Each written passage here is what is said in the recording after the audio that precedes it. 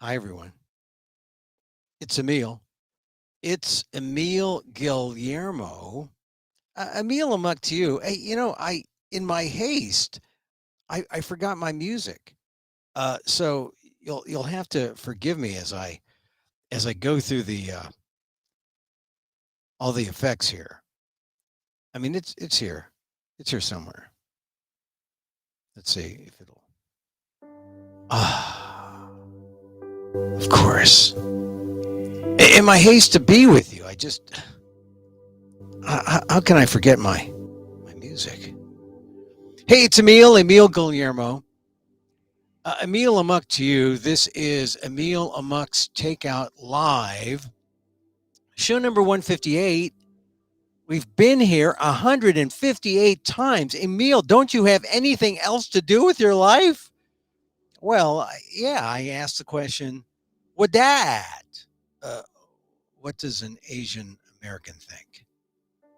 I kind of fill the void here at Emil Amok's Takeout Live, not the podcast. I mean, Emil Amok, the podcast, you can get wherever you podcast, and you'll get a slightly different show.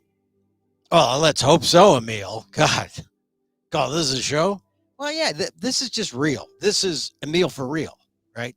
That's what it is. I mean, Emil for real, right here. But the podcast is, slightly more edited, and I talk to other people and I cram it in, and voila, Emil Amok's Takeout. We've been doing it for about 3-4 years, and doing some things now with Little Manila Rising. Check out what they're doing on the social justice front. So get that wherever you podcast. But this is live. I mean, you are here with the live dangerous version, the Monday through Friday 2 p.m. Pacific live, and we're just putting it out there for you, and putting it out there for good reason. Because if we didn't, who would? I mean, we call this. What do we call this? We call this the micro talk show of the AAPI and the AAXs for good reason, because we talk about us like we count, like we matter. See, now I got to get the gizmos working. Like, I talk about the issues from our perspective. I put on the Asian American lenses. This is, my Asian American lenses. Or maybe these are the Asian American lenses. Hold on. And you can watch this on YouTube, or you can watch it on Twitter live. I put it on Twitter at Emil Amok, or maybe you're on Facebook. Are these the Asian American lenses? Oh, wow. Kind of Harry Potterish, I think. But no, I'll stick with these. These are kind of, I got to clean them. Oh, well, then they go with the other ones.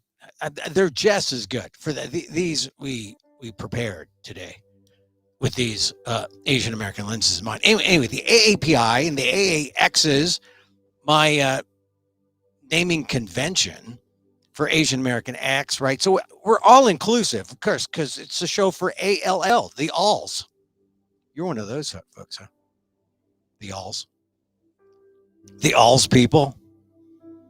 Everyone. You don't have to be Asian American to listen to this show, because it's in English and because it's your issues too. So we talk about them. We talk about these issues like they matter. And if you tuned in, you know that because we're on at 2 p.m. Pacific Live, we have 3 minutes. It's only 1:57. Emil, you're so generous with your time. The lagniappe part. This is the lagniappe. We're giving you something extra. And today on the lagniappe part, because look, let me tell you what we're going to talk about coming up. We're going to talk about, well, COVID, NIH, the PETA podcast, baseball, the Giants and Dodgers tonight, Asian American baseball fans, both on the West Coast and the East Coast. They're going crazy, right? Because it's Giants and Dodgers. And they're playing to see who goes to the National League Championship Series and not to the World Series. That's a disappointment. We'll talk about that. William Shatner, we talked about him yesterday. We're going to talk about him more because, frankly, it's important to talk about William Shatner, what he saw. going up to space. But my point is it any different than what an immigrant saw in the 20s, the 30s, the 40s, the 50s, the 60s, and so forth and so on? Any different than what my father saw when he came across that boat across the Pacific? We'll get into that. Get into some of his baseball thoughts. I channeled with my dad. Because if I said I talked to him, you'd tell Emil, he's dead. You're crazy. No, I channeled him. He said the Giants are going to win. I'll explain later. I'm going to talk about jaywalking. Not that the comedian jaywalking kind of thing, but a kind of jaywalking that's a for real thing. And then we're going to do a meditation. I've always said I was going to do a meditation, but I am going to do a meditation today. At the end, you got to stick around to the end. Really, I mean, and you'll appreciate it. All right, here's the lagniappe for today. I emailed, or not emailed it, but tweeted it out. Boston Globe report about Michelle Wu. They had a debate last night, Michelle Wu and her competitor, her closest competitor, just 32 points behind. Does it sound like we're going to have an Asian American female as mayor of one of the most populous cities in the nation? I mean, we've had Asian American female mayors. Jean Quan at Oakland, right? I think most notably. I'm sure there must be at least someone somewhere else, but she comes to mind, Jean Quan, just because I'm from the Bay Area.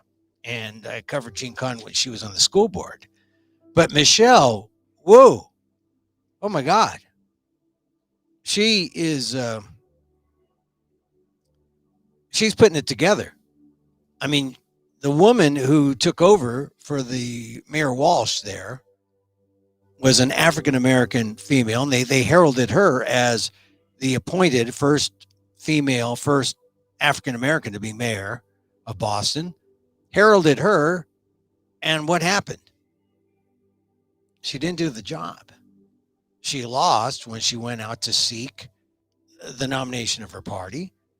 Michelle Wu won, and now Michelle Wu is, as I said, 32 points ahead of her closest competitor. If you're not paying attention to the Boston mayoral race, you should. It's typical of a lot of cities, right? They have problems with education, problems with housing, and how Michelle Wu takes care of it. Because, look, I'm just presuming she's going to win. Because if you see the report on the debate, all she had to do is just show up and not blow it. And she would just maintain a 32-point margin of victory. The other person, whose name escapes me, but it's a hyphenated name, not a bad person, another member of the city council there, but she had to give a reason why Michelle Wu must be stopped because you want to make a claim that she wants to defund the police or, some kind of bogus claim like that? No, couldn't do it. So I think Michelle Wu, and the Asian American population in Boston is exploding. I have a kind of soft spot in my heart for Boston, even though I lived across the river in another town, where that school is, where we say when we're across the river in that town, we say, oh, yeah. And when we're in California, we say, oh, I went to school in Boston. Oh, Boston, the city? No, you're there. That's when you don't want to say the word that is copywritten. Now, you can't really say it without getting the express, or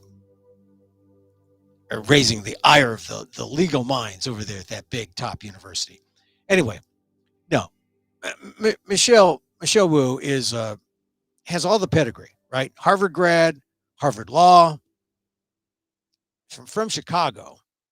So she has a kind of an insider perspective. She comes in, she's a firebrand of the city council, and she came out of nowhere. She didn't really come out of nowhere, but she surprised the first female African-American appointed mayor, and now Michelle Wu looks to make history. I mean, that's the point. It's history in Boston, and it's happening, and so watch out for Michelle Wu. I mentioned Michelle Wu the other day And because I was talking about my friend David Chu, who was the assemblyman who now has become city attorney of San Francisco. Why would someone go from assembly to city attorney? Well, they get termed out, got to run again, or I think something happens. They got to switch jobs because of term limits. Or maybe he just wants to be a San Franciscan. I think with David Chu is David's too tactical, I think. I haven't talked to him, but my impression is city attorney, being the first Asian American city attorney of San Francisco, puts him in a better position maybe to be the mayor of San Francisco, which is somewhat problematic because there is a woman there now, an African American woman, who is the mayor, but maybe there's other things for her. I mean, this is politics, right? People are always looking for other jobs. And if I recall correctly, when David Chu was running for mayor, there was a deal struck between David Chu and Ed Lee, the man who did become mayor of San Francisco, who has now passed away. But I would suggest that were it not for that private deal that those two made, David Chu would be mayor of San Francisco. I think it's the job he really wanted. Being in the assembly is fine, but unless you see it as a route to something else, I don't know. Speculation. My speculation. That's what I could. That is my prerogative as a talk show host of this micro talk show of the AAPI and the AAXs. I get to talk stuff, but this is a somewhat informed analysis. Good luck to David Chu, but also good luck to Michelle Wu in Boston. I mentioned Michelle Wu and David Chu together because they both have similar kinds of pedigrees. Although David is from Hingham, Mass., he did go to Harvard. He did go to Harvard Law. He made his name in San Francisco, where apparently he also left his heart because he went to the assembly and is now back in the city as city attorney. I think he wants to be mayor of San Francisco. We know that Michelle Wu is going to be mayor of Boston. Asian American political progress there. All right, as long as we're talking about assembly and, who does what in the assembly, Phil Ting, former San Francisco supervisor, then went to the assembly. What do you do with the assembly? You write bills, you create laws. Phil Ting was really big on what was called the Freedom to Walk Act. It's what I call the AA, Asian American Jaywalker Act. I mean that with much affection. The AA Jaywalkers Act, the Freedom to Walk Act. Because did you know that you can walk in the city or jaywalk anywhere? They did this in LA. Black people make up 9% of the population in LA, but they were 31% of the people stopped by the Los Angeles Police Department for jaywalking from 2018 to 2020. How does that happen? A little bit of the numbers don't add up, right? 9% of the population, 31% of the people arrested for jaywalking. That's a kind of inequity. Black people, people of color, always, when it comes to Latinx, that's the old trope. People are stopped because they've got a busted taillight, a reason to stop people and ask for their papers to see if they have warrants. Well, if you don't have a vehicle because of the economic times, jaywalking. Jaywalking is a form of harassment. And, Phil Ting, when he put together this legislation, he said that the jaywalking laws were outdated, not enforced fairly. And really, when you think about how cities are made up, how cities are devised, why do they have crosswalks in places that don't make sense, or crosswalks where you have to walk like 3 blocks to get across 1 block, and now you're adding another 3 and another 6 blocks across the street? it doesn't add up. People say, oh, heck with it, I'm going to jaywalk. And then you do. And you know you jaywalk if you live in the city. And when I lived in the city, I jaywalked all the time. I remember specifically as a young boy jaywalking. Is that strange? I lived on, fairly busy streets. Fulton Street in San Francisco. I stayed with an aunt briefly on Oak Street. Those are busy damn streets. And you're waiting. You don't want to walk up the hill and take the light and walk down. You just want to okay, no one's there. And you dart across. And you just cross your fingers and hope you don't get hit. That was a form of exercise when you're growing up poor in San Francisco. I'm just saying jaywalking, instead of enforcing these outdated laws, why don't they design better urban areas where people can cross safely and can just cross at crosswalks and be protected from traffic? I mean, these are all ancillary things, but what the Freedom to Walk Act, it would get rid of the penalties for jaywalking. And it was logical enough and reasonable enough to pass, the legislature. Because just imagine the penalties for jaywalking. Some people had $1,000 in jaywalking fines. Some of them were jaywalking to catch a bus. So we're not talking about a real criminal thing. We're talking about something that is an imposition on regular people. So Phil Ting had this law, or this bill, that passed the California legislature. And darn it, it was on Gavin Newsom's desk. And did the governor sign it? We were waiting all last week. The word came down, no, he did not sign it. He did not sign the jaywalking act. I mentioned this law because it should have been signed. And number two, the biggest proponents of this, even though the stats were citing, the number of times black people were caught jaywalking, the biggest proponents were the LA group, which is run by an Asian American, and Phil Ting, Assemblyman Phil Ting from San Francisco. Well, they're going to do it again, but look up, Google the Freedom to Walk Act. It should have been passed this time, but it looks like it's just going to have to go through the cycle. Everyone knows legislation, knows you don't give up. You just keep going. Think about the Filipino American veterans of World War II who were fighting, for years, decades. People were dying. And then finally, 2009, Obama got it into a budget package and got a compromise for the Filipino American vets of World War II. I try to sneak in the Filipino American history. I mean, this is Filipino American History Month, for goodness sakes.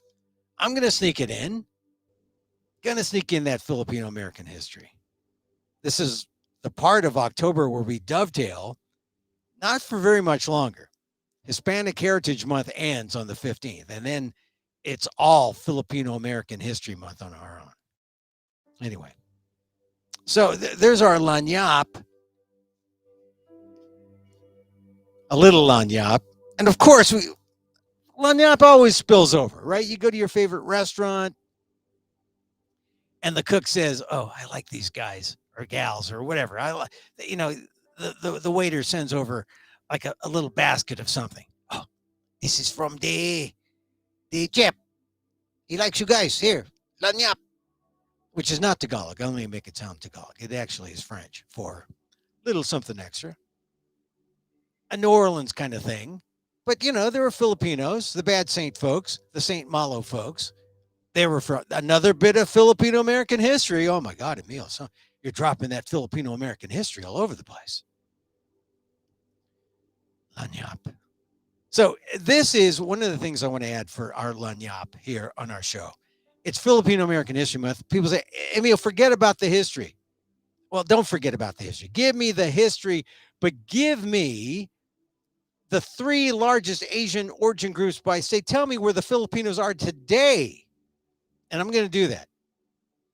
Here are the largest, because you're saying, Emil, bring me up to date. History's fun, but bring me up to date. Okay. Here are the largest Filipino states. Alaska, 51% of the state's Asian population. In Alaska, Filipino. That's right.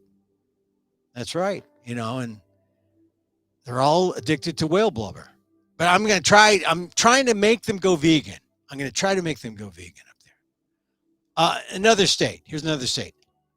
Idaho.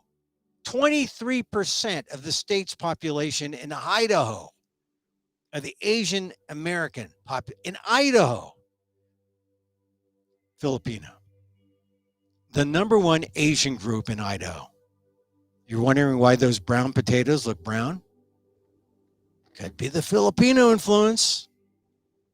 I just saw something interesting about Idaho on CNN. The doctor there said, look, we've blown it. We've lost the war.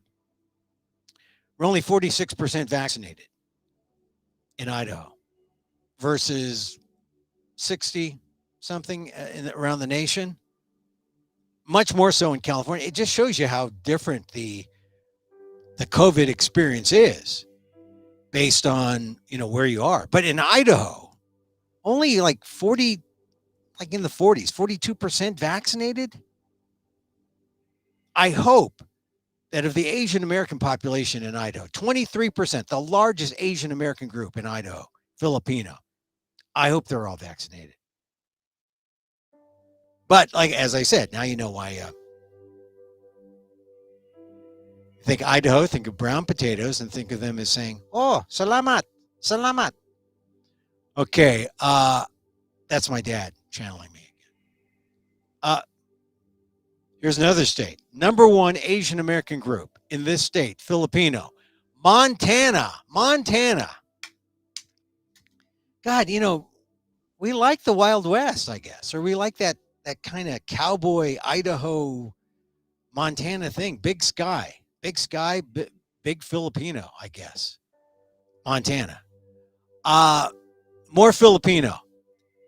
Number one Asian American group in this state, Filipino, 52%. Nevada. And I'm not kidding you when I say, who's going to clean those hotel rooms?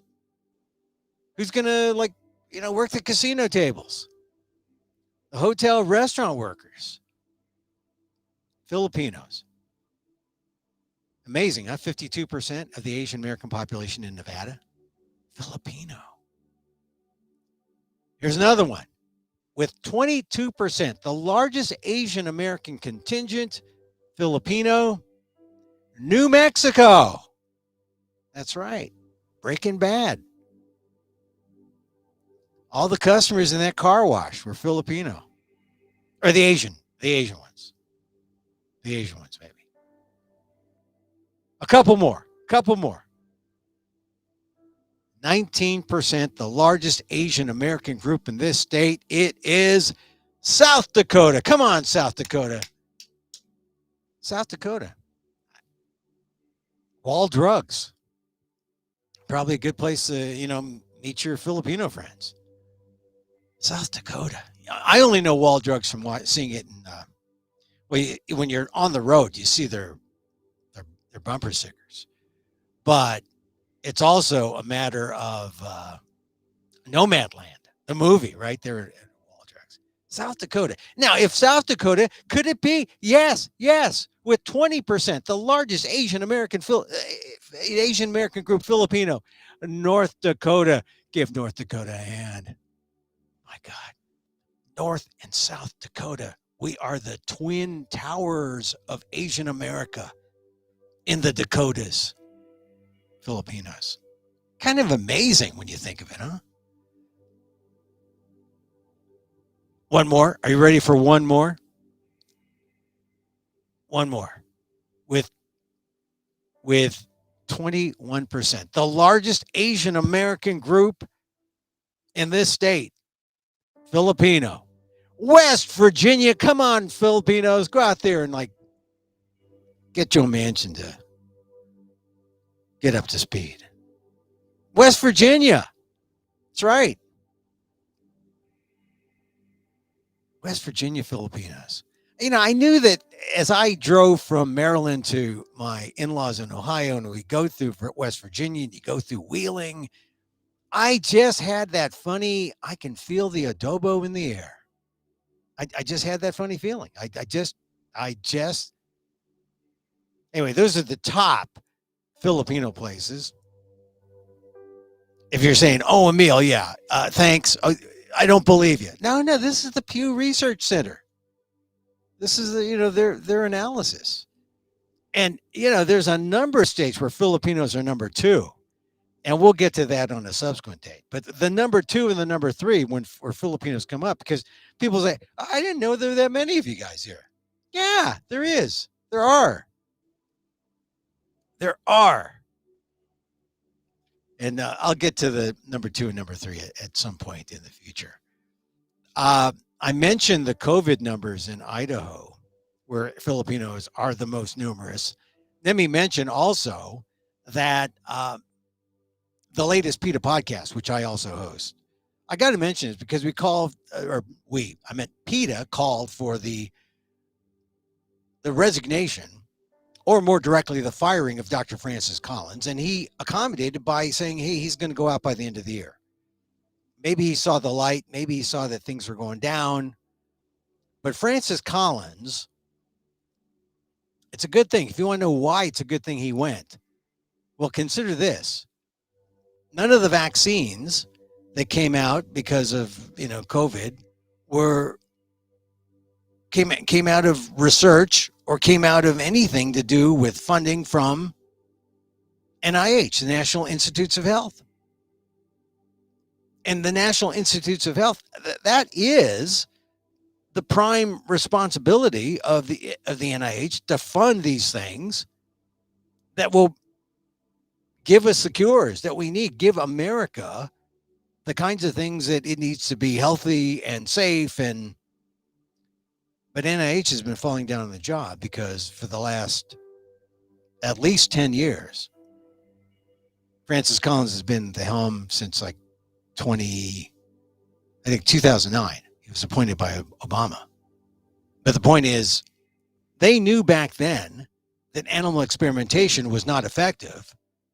And they were all ready to like flip the switch and say, no more animal testing if we really want to be effective, because 90% of all the things that, you run animal tests through, they just don't result in any kind of human cures or any kind of benefit for mankind, because species are different. Well, for 10 years, we've been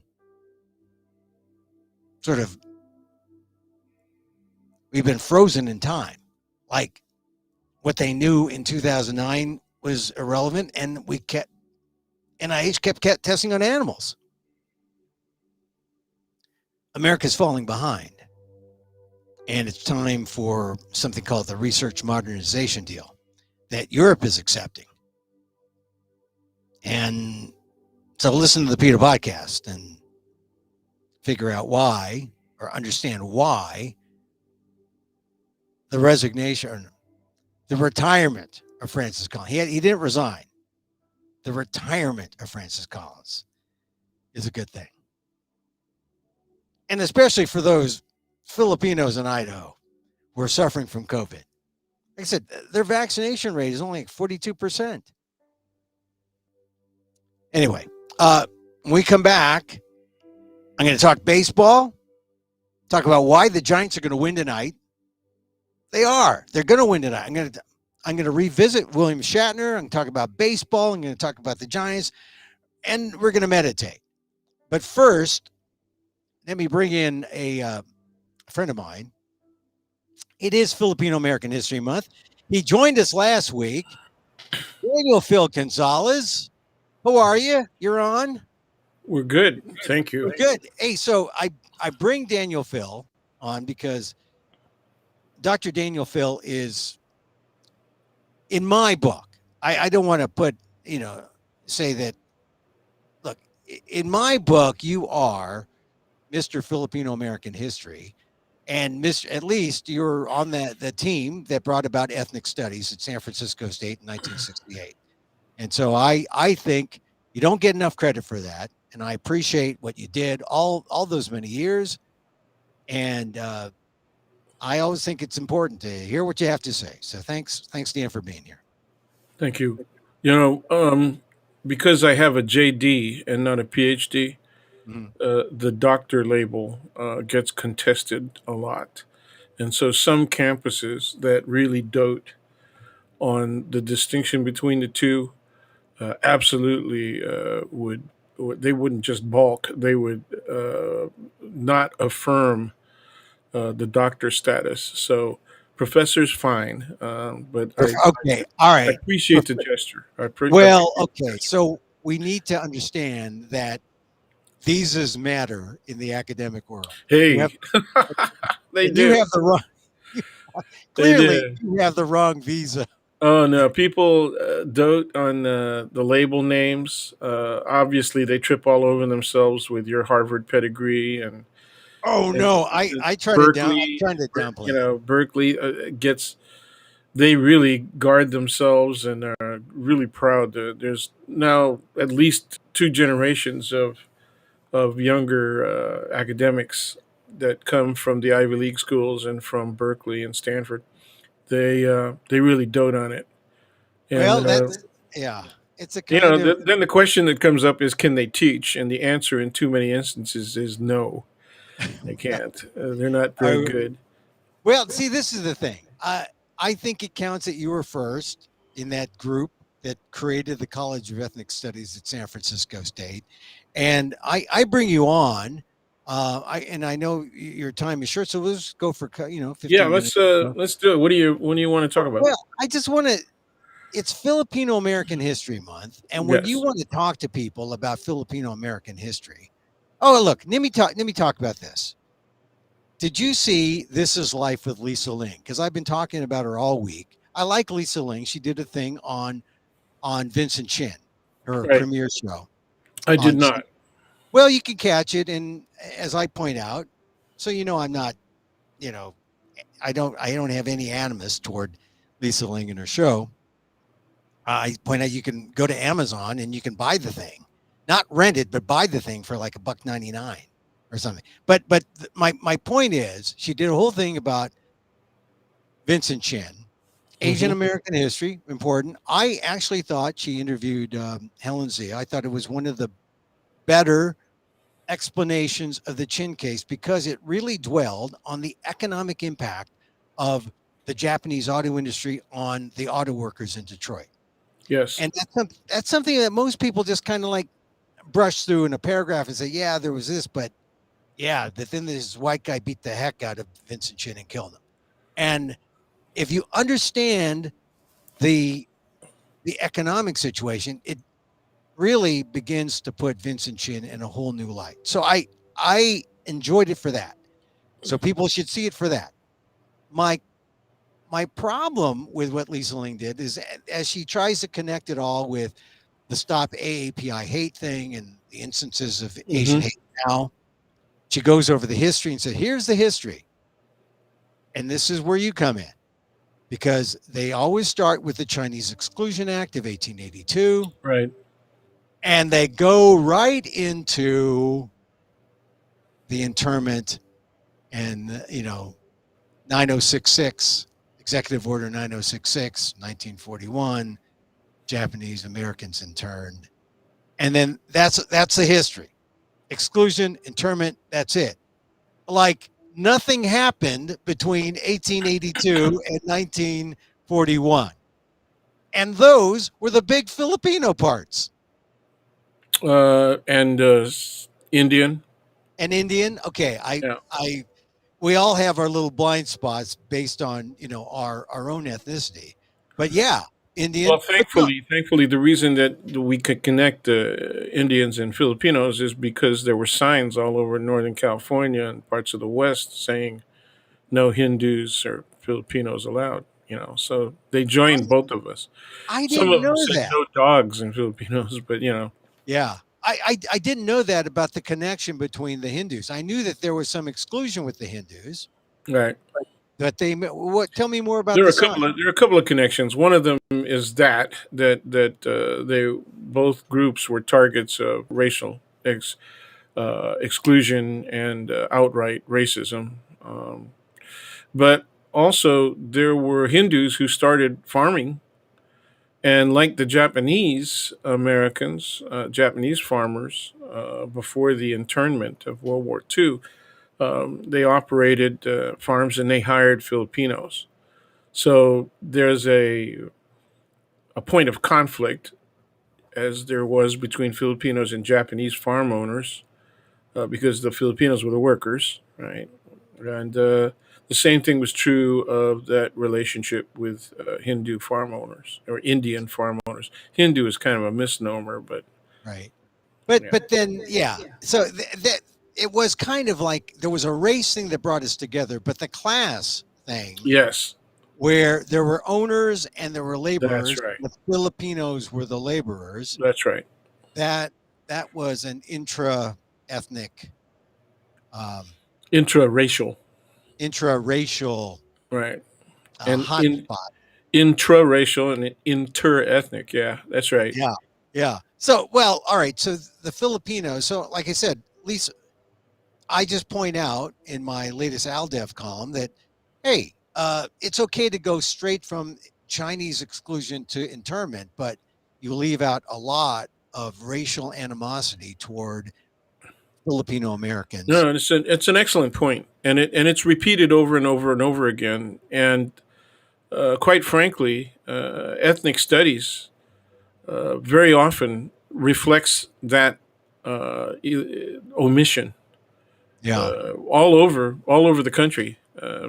So I wrote an article that's supposed to be in an encyclopedic publication. I don't know if they're going to use it or not, um, but it was an article written on the history of Asians in America, and it was about Asian American as a concept, you know, meaning the notion of American as a uh,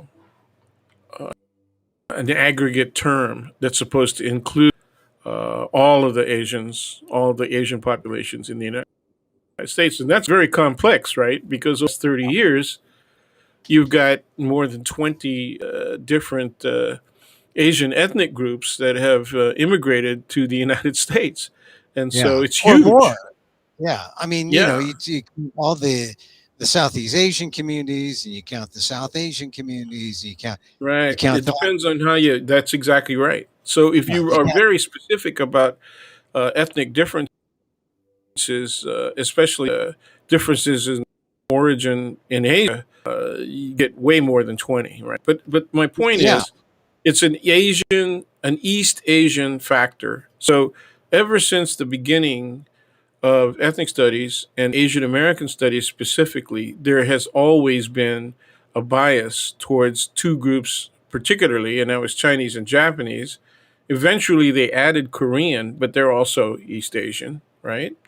And and they're so also less numerous than Indian and Filipino. that's right. And so we're in the news all the time in the period that you're citing, right? Yeah, One because of the colonial war that the United States was waging in the Philippines, and then and that's how National Geographic and magazines like that, right, yeah, started to become popular fare in American households, and one of the featured groups was Filipinos, and they yeah, loved showing the least advanced, right, cultural groups in the Philippines as being indicators of the savagery, right, and primitiveness of Filipinos. So there's that. Then there's also the First and Second World Wars, especially the Second World War, and then the attempt to defend, right, the MacArthur plan. He was looking ahead and looking at the militarization of Japan and their expansion in Asia. It was easy to predict. You know, any person interested in international relations and global affairs would could see the need, right, for developing a military strategy for the United States in the Pacific. Yeah. MacArthur wanted to do that, and in the midst of his rather feeble attempt, right, to strengthen the military defense capability of the Philippines, we got attacked, and that was the beginning. On the same day, right, the same day as the attack on Pearl Harbor. But do the history books mention the Philippines? Yeah, Oh, within 12 hours. yeah. Within 12 hours, right? The attack Yeah. on the there's only a 12-hour separation between the two attacks, Yeah. and we Well, don't get yeah, mentioned. yeah. I mean, they went after the Philippines after Pearl Harbor. Right, Yeah, and that's something that people don't understand when they see some of the reaction of Filipinos in America, which was very anti-Japanese right, in California specifically. But right, to go back to that period, 1882, the end of Chinese exclusion, to the internment, 1941. When you jump over that void, it's almost like Americans don't want to get into the complexity right, and don't want to get into the fact that it makes Americans look even worse than they are by naming the exclusion and the internment. It just is. It almost seems like piling on, but it does seem like an exclusion of Filipinos because, as you point out, it's the Spanish American War, the Philippine American War, and the racism toward Filipinos, the first to come over as colonized Americans to California, and the de facto exclusion of them by way of the Tidings McDuffie Act in 1934. So there's all sorts of things that happen that, if you do the shorthand, exclusion, internment, that's it. We should feel bad. Oh, you should feel worse if you knew the Filipino parts. sure. Well, none of the other Asian groups were subjected to, for example, the Repatriation Act, and so that puts Filipinos on the map right in the middle of the period that you're talking about. It's a 1930s repatriation, right? And so that's kind of an exclusive status that we have, and I Yeah. don't know. I don't know that even Filipinos. You say Americans don't want to see it and hear it, and I think a lot of Filipinos don't want to hear it. Well, there's a kind of shame thing that goes on Yes, it is. when you're asked to repatriate. You come here seeking your fortune, even though you're colonized, but then now suddenly you're going back to the Philippines. That's a point of shame, which is why it was all voluntary. That's the Right. other thing that makes it kind of weird. It's voluntary, or it's self deportation essentially, Right. Yeah. Exactly. and it just Well, it would be unconstitutional if they forced this out. That right. was the problem. So they had to make it voluntary. But But then they people aren't having a problem being unconstitutional these days. these So, no, not these days. In fact, yeah. self deportation was sort of the thing they offered it. Just the last 5 years to people to go back home. Yep. But, if people realize that, oh, they did this with the Filipinos who were here.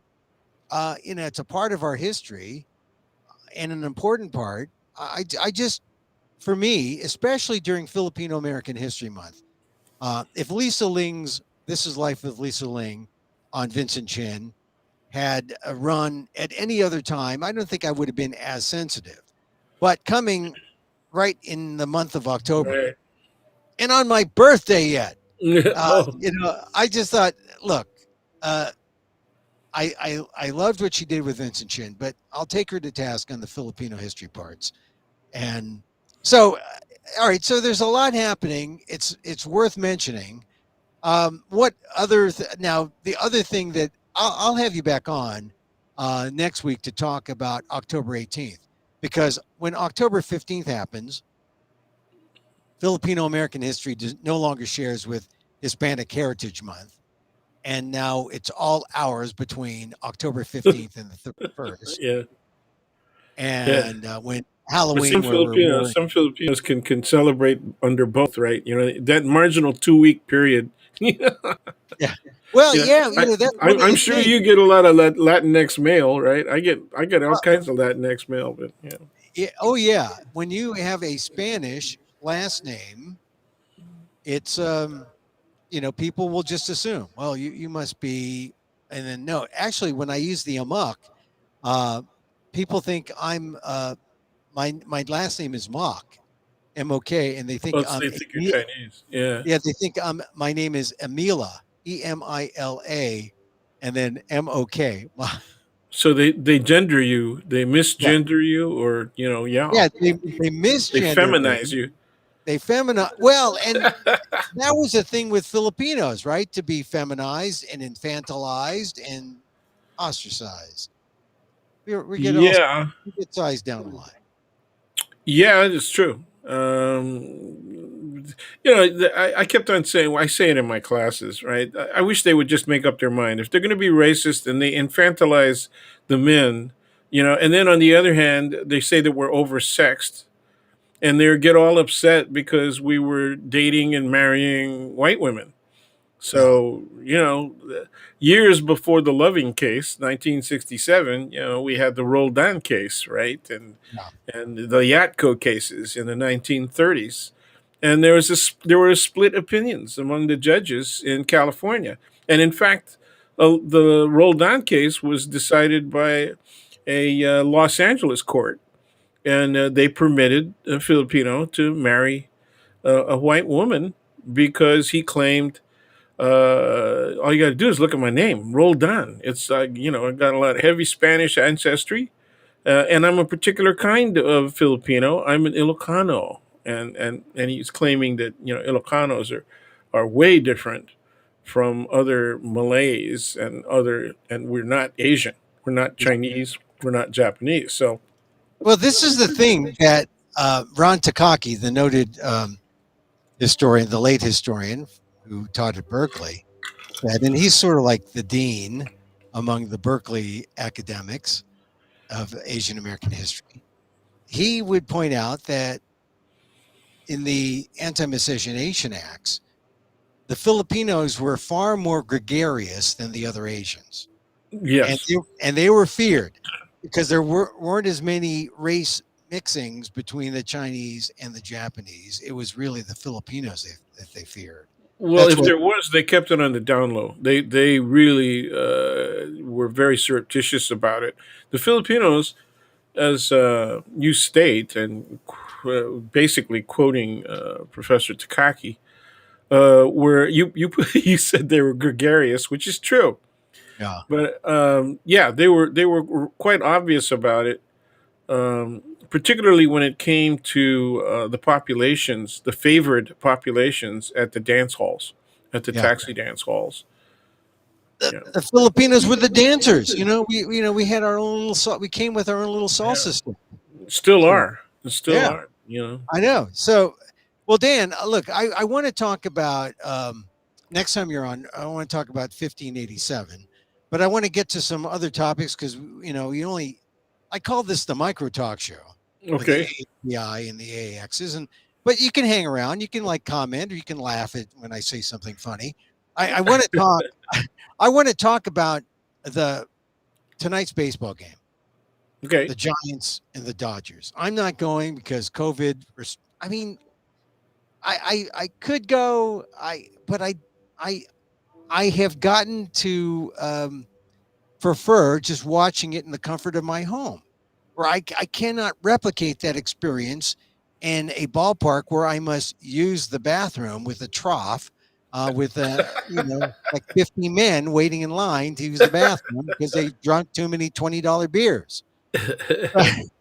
So I'm going to stay home and watch it. But the late word is that Corey Knebel is going to pitch for the Dodgers instead of Urias, Oh, who that's interesting.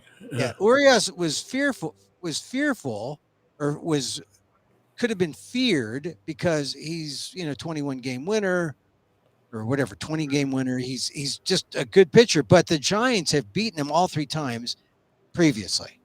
And so maybe they say the Dodgers said we're going to throw Knebel at the Giants because he's good. Giants don't know him and we know Logan Webb, and so we'll beat them. I think maybe that's the thinking. But the Giants are going to go with Logan Webb.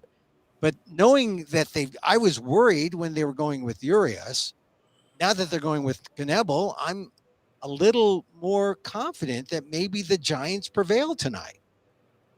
Got to What do get you the think? bats going. Got to get the bats going. Yeah. You know, they Well, had all kinds of opportunities to score in the two games that they lost, yeah. and they left people on base a lot. Like that is a case with the Giants, though. Although, look, you're like the second most home runs, hit, amongst teams in the Major League Baseball.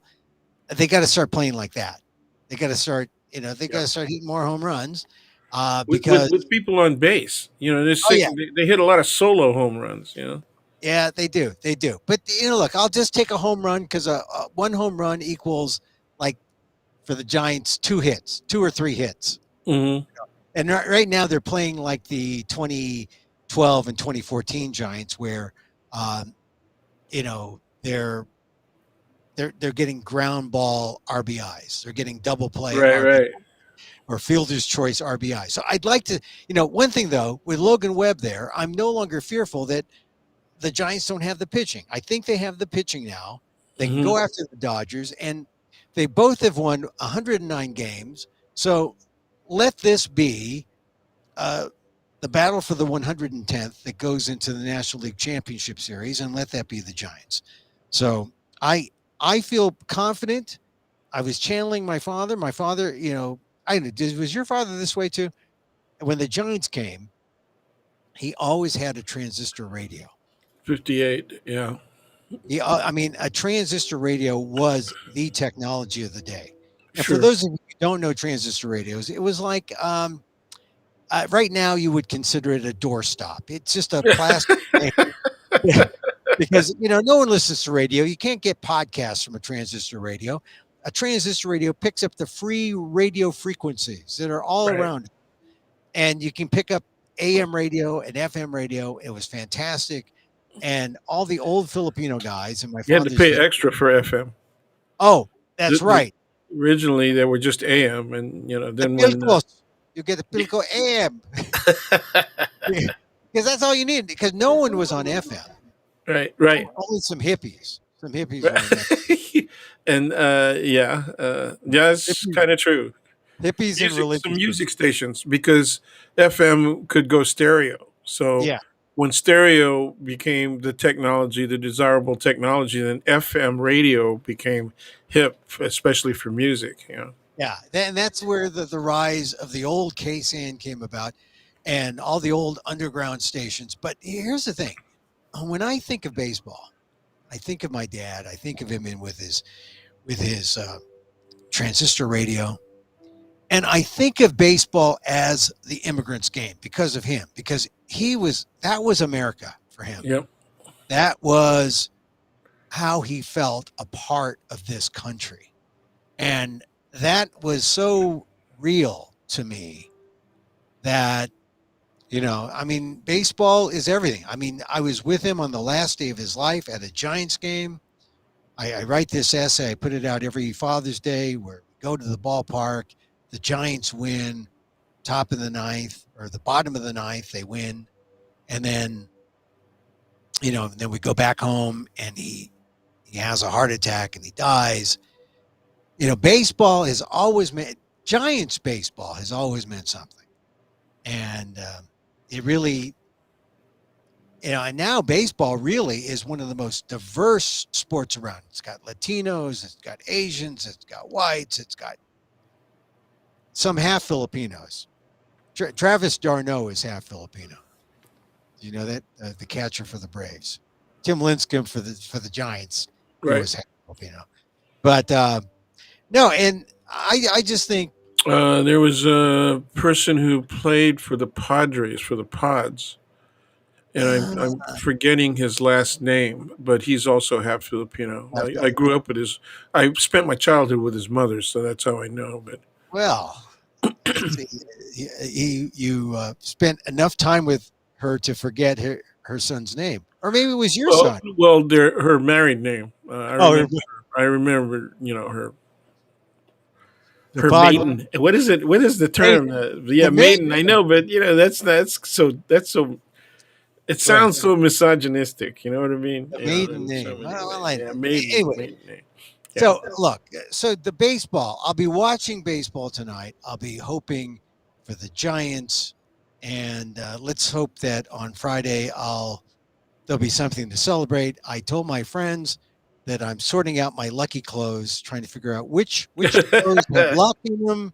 I wash the ones that have bad luck. I wear Oh, the see, ones that's the magic word, to wash. that See, a lot of people don't wash them.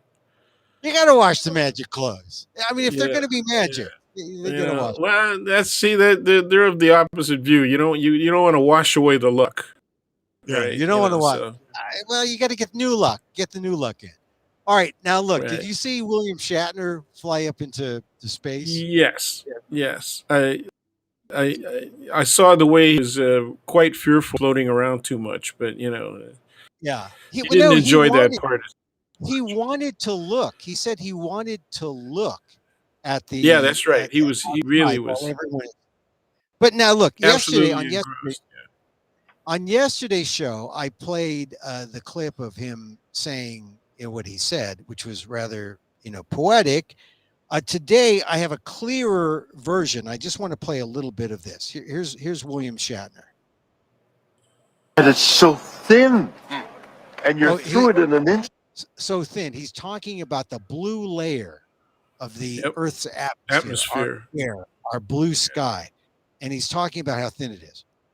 It's what a how thick is it? I mean, the atmosphere. Is it a mile? 2 No, miles? I mean, it depends on how you measure because it thins out, but maybe 50 miles. Not even. But you're going Yeah. 2,000 miles an hour, so you're through 50 miles. Whatever the mathematics are. fast. Yeah, really It's fast. like a beat and a beat, and suddenly you're through the blue, And then it's and you're into black, and you're into, it's mysterious and galaxies and things, but what you see is black, and what you see down there is light, and that's the difference. And not to have this, you have done something. I mean, whatever those other guys are doing, what isn't, I don't know about that.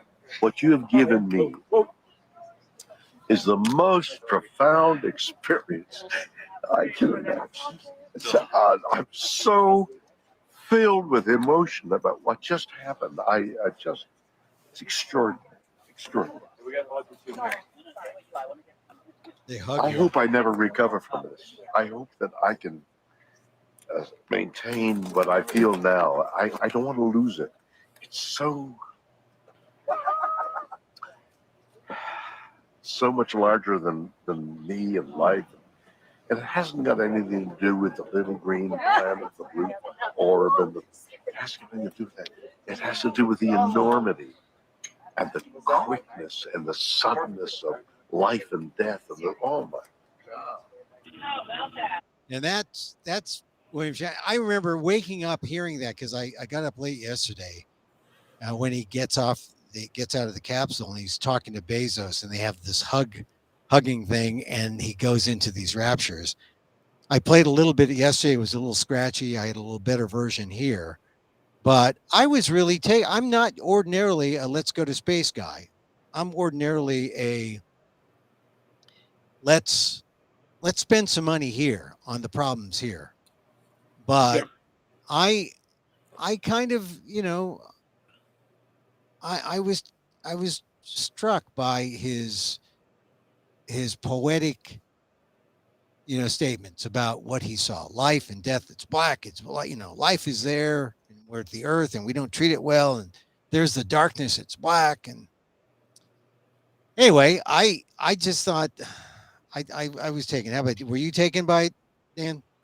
Sure. Yes, I was. I I was taken by the degree of emotion Yeah. that the experience caused in him, um, and I thought he was trying as best he could to express it in philosophical terms. Um, but the absolutism of darkness and death, blackness and death, and then the lights down below was kind of scary to me, because it was not because it wasn't poetic, but it was so absolute, And real. I mean, Yeah. this is the present danger that we face. Yes. And if we don't understand it and then we don't realize that we have to deal with it, you know, the urgency is there. And I'm just, I was never really a big Shatner fan. Never a big Star Trek fan. I thought it was kind of a stunt that he went up there, but he redeemed himself by being the actor he is and being a creative that he is, and then coming out down here and to be able to explain what he saw. And although, and this is something I'm curious what you would say, because I've always said this about space tourism and space exploration. I say it holds nothing. It doesn't hold a candle to what my father and your father experienced when they came from the Philippines and crossed the Pacific and looked for something, some kind of life form in America. And, you know, you can go, I mean, they didn't have to leave space, but our fathers, but they came here and it might as well have been another universe.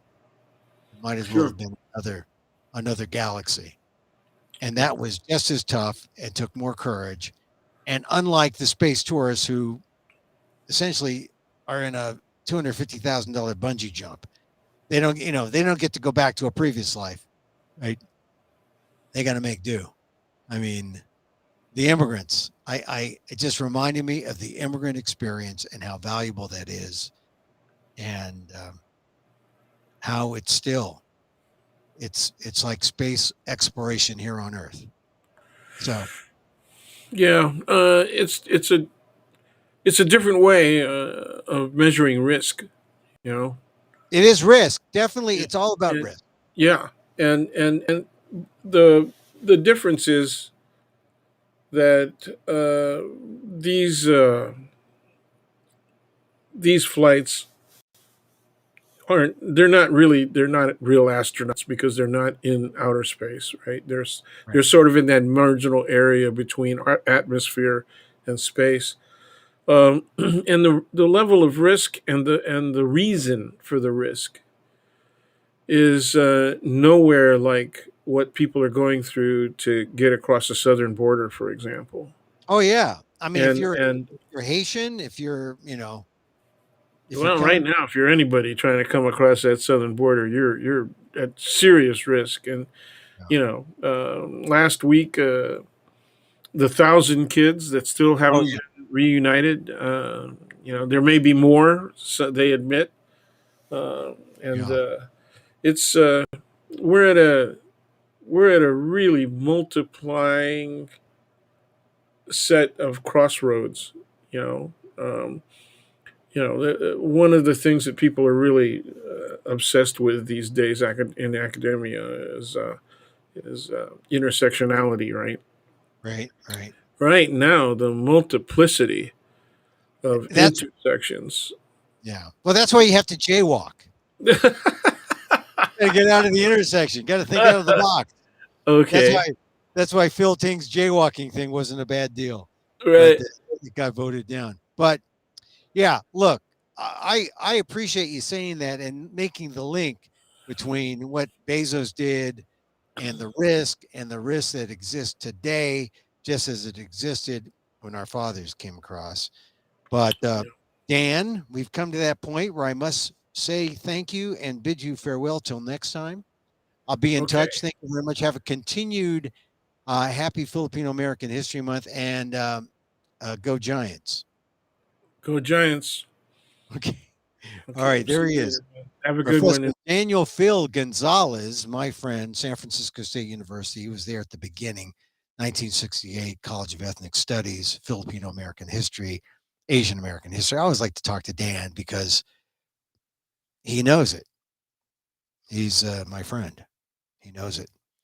So now we are going to do our meditation. I promised you a meditation, and darn it, I'm going to give you a meditation.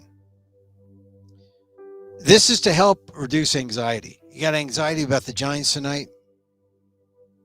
Or maybe you're a Dodger fan. So start, you can have your eyes open, like I have my eyes open now. You can stand up, just relax your body. Soften any unnecessary tension in your belly and shoulder. But my shoulders look so good if they're back. No, just soften your shoulders. Find a posture that feels relaxed and alert. It's the contradiction. I'm relaxed and alert. So you can look forward, close your eyes if you want, or look downwards. You can rest your hands in a mudra. Kind of mudra. Take a few moments to scan your awareness to all the sensations of your body. Feel your body. Feel where there's any kind of sensation, maybe from the bottom of your feet, if you're standing like I am, through your legs. Body scan. Being aware of your body, your body breathing. Maybe you're breathing just in your face. Maybe you're breathing your full body, from your diaphragm, your stomach.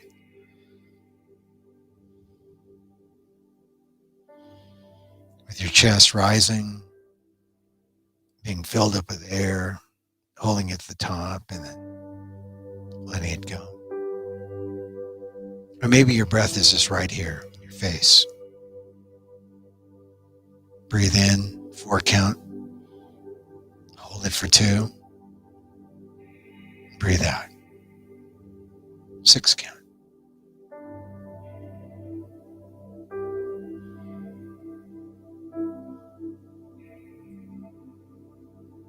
After those breaths, imagine yourself standing outside of your house with 2 heavy suitcases. And one is a suitcase that's full of worries about the future. And the other is a suitcase full of regrets about the past. I know you're asking, well, which one has the clean underwear, Emil? Forget the underwear. It's just one is full of worries about the future, and the other is full of worries about the past. The clean underwear part, that's a current worry. So now take a moment. You're standing there in the street holding these. You're in the street. Hopefully it's not a busy one. You're holding these heavy suitcases. Reflect about each one.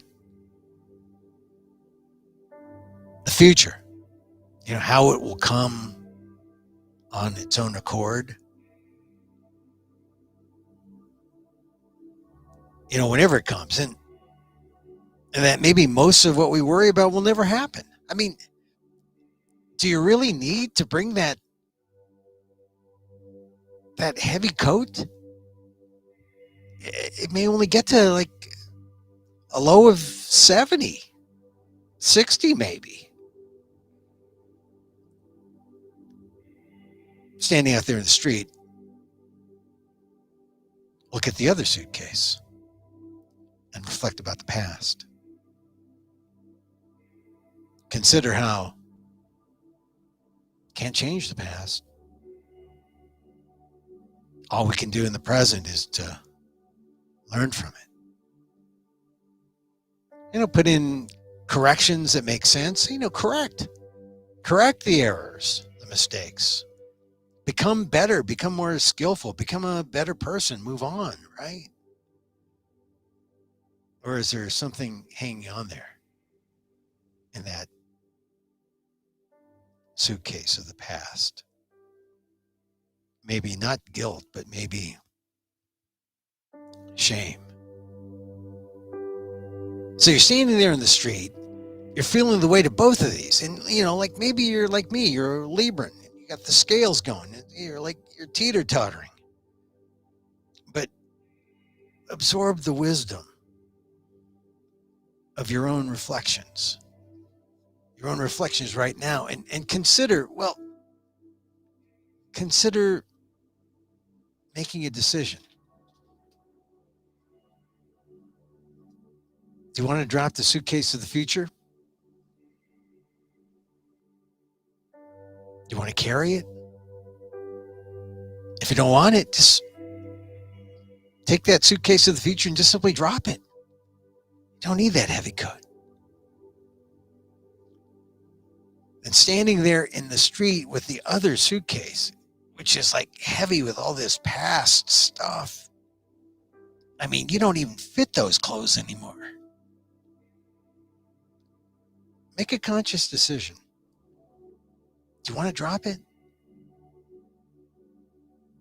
So just drop it.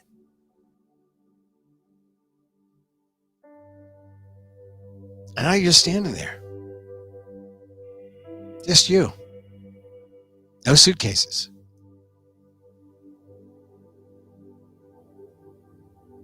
And from the street, walk into your home. Take your seat right where you are. Plop down. Relax. Wait for the Giants game to come on. It's like you're coming home from a long trip, right? You just drop the suitcases and you're just relaxing. And you're resting in the present, just breathing. You're resting in the natural well-being of what they call the parasympathetic nervous system. And you're resting in the fundamental well-being of awareness. Awareness which does not worry or regret. Resting as if this is meaningful rest. You're doing nothing. And that's good. Feeling a sense of peace, of joy, of well-being. It's a natural happiness. Remember this. This is your home. Your true home. Without the heavy suitcases of worries about the future or full of regrets about the past. Simply rest in your body right now with the relaxation throughout your body, throughout your mind, and just be present.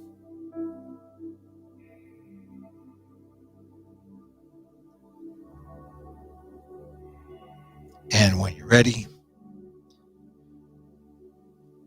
you can bring your attention right here to where you are, to my voice. If your eyes are open, good. If your eyes were closed, open them up. Thank you. Thank you for being here. Emil Amok's Takeout Live, number 158. What does an Asian American do? That's what we call it. What that? We fill the void. Contact me at emil@amok.com, emil@amok.com. Emil Guillermo is Emil Amok. You can follow me on Twitter. Maybe on Twitter you are watching this now. At Emil Amok, EMILAMOK. You can also follow me on Facebook, emilguillermo.media, amok.com. I like to say, hey, be here. Bang the gong now. See the replays on amok.com and read my columns. Read my columns at, where is that? Where can you read my columns? Oh, at ALDEF, the Asian American Legal Defense and Education Fund, aldef.org/blog. Yeah. Thanks a lot for listening to Emil Amok, number 158, 159 tomorrow. We'll talk about stuff, maybe even a Giants victory. Yeah. That would be great. That would be great. If you made it this far, thank you very much. Really, thank you for joining us.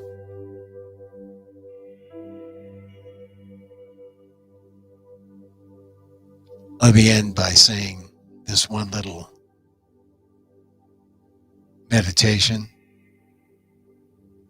May you be safe. May you be happy. May you be healthy.